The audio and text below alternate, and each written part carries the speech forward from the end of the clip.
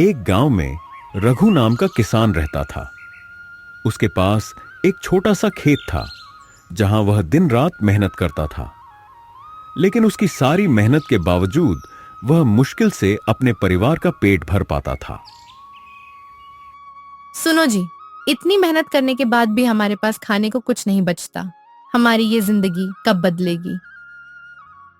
भगवान देख रहा है, शायद कोई रास्ता जरूर निकलेगा। सुनो जी, आज खाने को कुछ भी नहीं है। किराने की दुकान से कुछ सामान ले आओ। हाँ, जाता हूं, लेकिन पता नहीं वो अब उधार देगा भी या नहीं। कोई बात नहीं, तुम कोशिश तो करो। रघु धीरे धीरे कदम बढ़ाते हुए दुकान की ओर निकलता है। भाई, पाव भर चावल और पाव भर दाल दे दो। रघु, पहले का हिसाब चुकाओ। जब तक पुराना उधार नहीं दोगे, मैं और सामान नहीं दे सकता। भाई, घर में खाने को कुछ भी नहीं है। अगले हफ्ते तक सारा हिसाब चुका दूंगा, बस आज थोड़ा दे दो।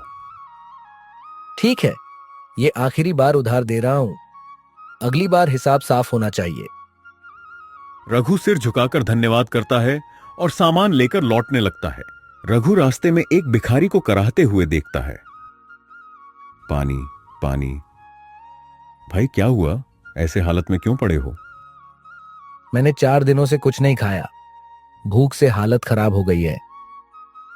चलो मेरे साथ मेरे घर, मैं कुछ इंतजाम करता हूं। रघु भिखारी को सहारा देकर अपने घर लाता है।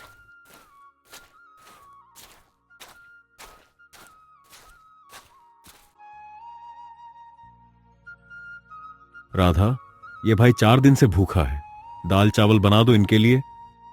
ठीक है। राधा चावल और दाल पकाकर लाती है और भिखारी के सामने रख देती है।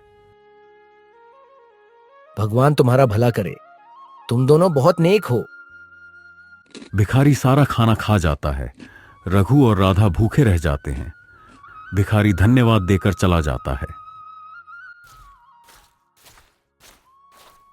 रघु, आज क्या करोगे?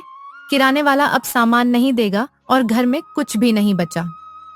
पता नहीं, आज भगवान पर ही भरोसा है। ठीक है, मैं पड़ोसन से कुछ चावल मांग लाती हूँ। तब तक तुम खेत से हो आओ। रघु खेत से लौटते वक्त एक और व्यक्ति को देखता है। भाई, क्या हुआ? तुम ऐसे क्यों बैठे हो? मुझे मेरे बच्चों ने घर से निकाल दिया है और मैं कई दिनों से भूखा हूं। चलो मेरे घर चलो, मैं कुछ खाने का इंतजाम करता हूं। रघु भिखारी को घर लाता है।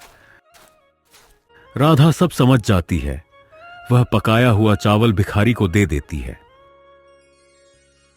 तुम दोनों बहुत महान हो। भगवान तुम्हें इसका फल जरूर देगा।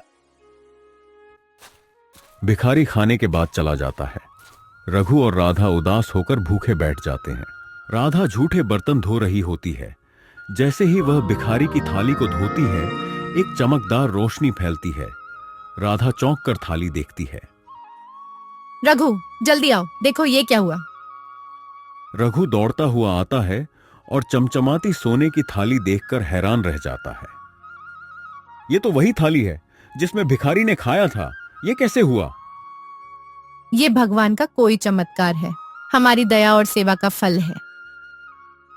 भगवान ने हमें आशीर्वाद दिया है, हमें इसका सही इस्तेमाल करना होगा। रघु और राधा सोने की थाली से मिले धन का इस्तेमाल अपने लिए और गांव वालों की मदद के लिए करते हैं। रघु और राधा की दया और सेवा ने न केवल उनकी जिंदगी बदली, बल्कि पूरे गांव को प्रेरणा दी। दया और सेवा के बदले भगवान हमेशा सही समय पर फल देते हैं।